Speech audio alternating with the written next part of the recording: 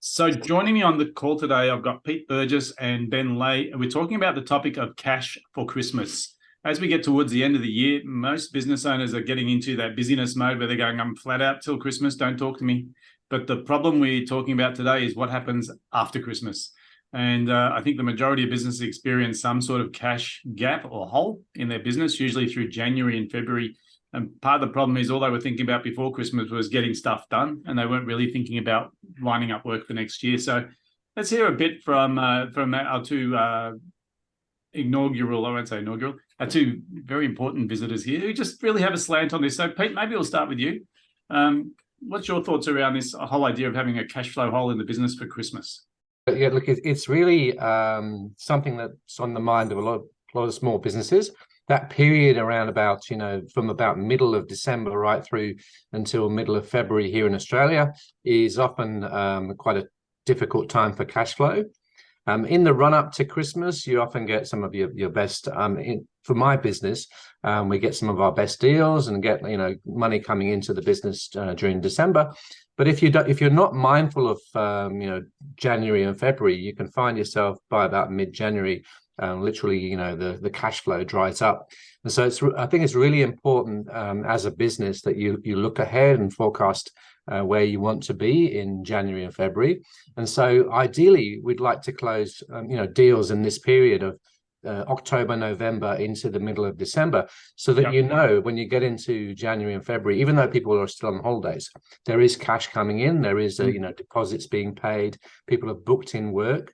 When they come back from holidays on the 1st of February, there's work ongoing. And if yourself, you've taken a few weeks off, let's say you're back into work at the end of January, you've got work to do, and you've got, projects happening in your business. Yeah, fantastic. That's really important. Yeah. So Ben, let's hear something from you. I mean, you're in that sales game, and you're in that sort of sales training. And I think the thing that's most interesting about your sales training is it's all about soft selling. So let's talk about what happens in sales over Christmas, and let's talk about what you see as the major issue that people are faced with. Yeah, absolutely. One of the things is that we often don't want to be that pushy, hard sell guy, right? And as a result, we swing to the opposite end and we become too passive. So what that would essentially mean is that during the Christmas period, you have all of these pending deals, and then everybody is starting to say, oh, I don't want to make a decision right now. We'll leave it until February next year. And lo and behold, what happens during the Christmas period is that they're not thinking about it. The emotion that's associated with working with you cools down. And then when February eventually rolls around, it's like, oh, we've decided not to go ahead. Uh-oh. So what do we do? How on earth do we increase the urgency before Christmas without coming forward and saying it's because I need the cash? We need to think in the client's shoes. Like, how is it in their best interests, not just my interests, in order to get the sale over the line before that lull period? Yeah. And I think what you touched on earlier was, it's only in Australia that we really have 2 months off during Christmas, right?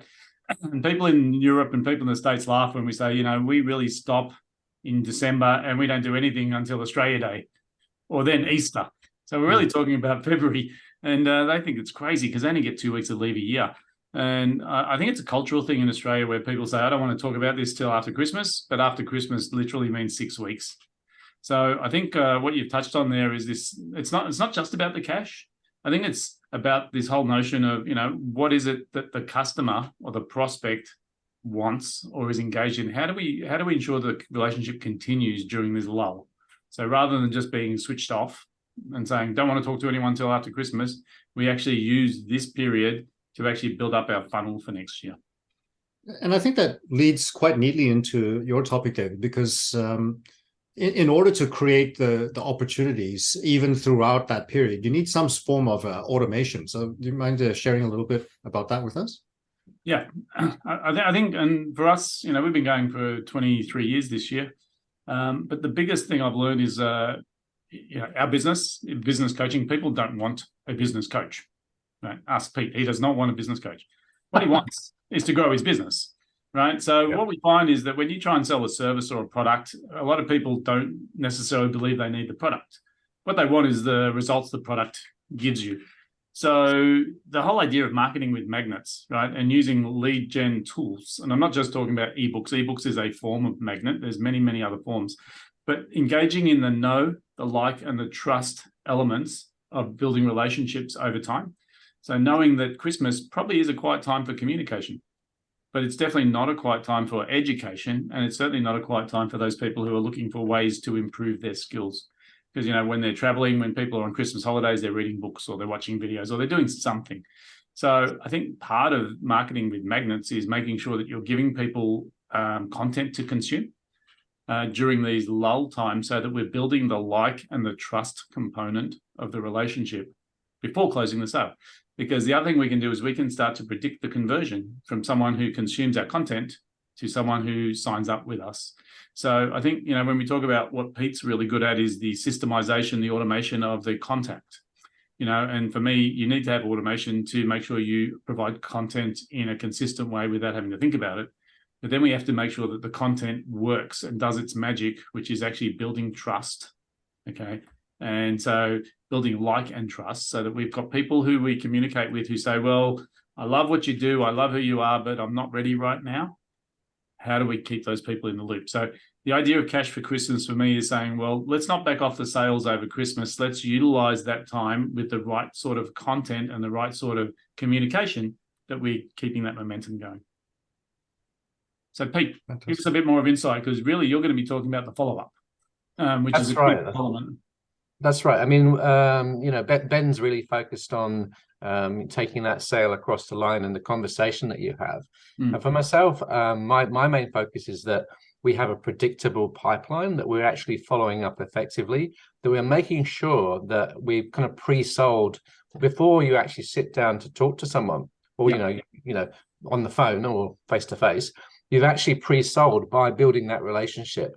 You've actually built that know, like, and trust factor in a way that's entirely predictable. You know that you've got specific emails going out at specific times. You know that follow-ups will be occurring on a regular cadence, a regular set of specific days and different channels. So we can actually look at and we can fine-tune those automated systems to ensure that we maximize conversion.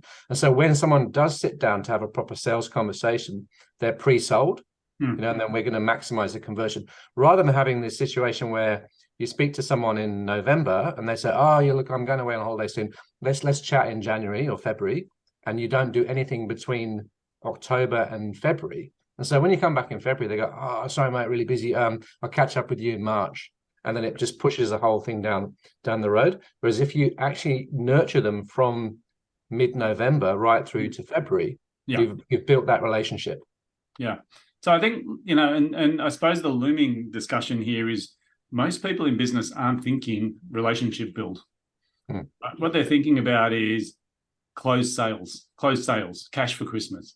And I think the message that we're giving here is that a interested prospect committing to doing something with you in January is money in the bank. Okay. A person who says, look, I'm not making any decisions until after Christmas, and you go, oh, okay, I'll call you next year, is not money in the bank. Okay. So the idea is to systemize the sales process, number one. Number two is it's to understand that you have to earn the right to close a sale. And there are definite measurable stepping stones that you can use to actually get through the know, like, trust part of the sales process. And building that over Christmas is a way of making sure we're ensuring a good start to the new year. So I think that's the perfect marriage between marketing and sales. Like, coming from the sales world myself, I've started to grow in appreciation how important marketing is prior to actually picking up the phone and talking to someone. Because the sale is so much easier if you've done all of that preparation work. It almost becomes order taking. I mean, to a certain degree, it just makes things so much easier. Yeah. So look, with Christmas looming, because it's not that far away, what would you consider your top 1 or 2 tips for people preparing for this looming cash gap that's going to occur? Pete? Well, number one thing I'd recommend is basically making sure that you are looking through your entire client list, and especially those people you've worked with in the last couple of years, and making contact with with them in some form or other, either on the phone or sending an email, or if you've got an email list, making sure that you're sending good quality content to your list, but really engaging people. I think the most important thing is you don't want to be sitting down to have a sales conversation with someone who's not been warmed up, with somebody who's not actually trusting you and feeling like they know you. So you don't want to be going into a sales conversation cold. Yeah, fantastic. So it's really about making sure that you've got some structure to educate people as they come towards the time of having a conversation. That's right, Ben, for sure. You talked a bit about this. Yeah, go on. Yeah. So basically, the two things that I would say to really focus in on.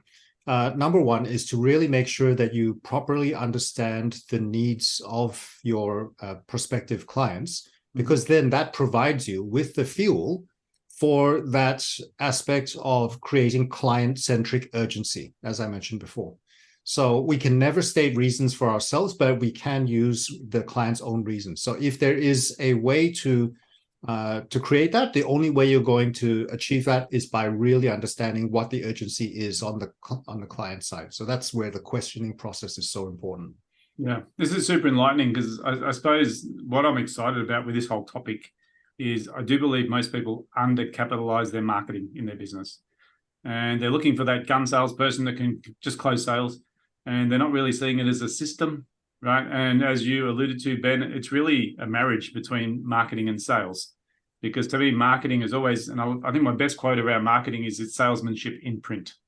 And the whole idea is saying your marketing materials are literally getting your prospect to spend time with you and your product and educating them on the value, so that when you do have the conversation, it's a natural progression. So I think this whole idea of having, marketing with magnets, number one, having a streamlined, systemized approach to give that information to people over the Christmas period, and making sure that your sales process is not pushy, but it's still firm and progressive, will give people the elements they need to get their sales system up and running for the new year. So I think, I'm excited about this event that we're putting together right now. And I know this video is really just the intro to this concept of Cash for Christmas, but I really think that the ultimate picture here is to have a consistent pipeline that is constantly delivering hot prospects to you ready to buy, as opposed to just going out and cold calling. So guys, thanks very much for tuning in today. I'm excited about getting the last elements of this event together and launching it in the near future, and looking forward to working with you on it. So thank you. Fantastic. All right. Thanks, David. Thanks, David.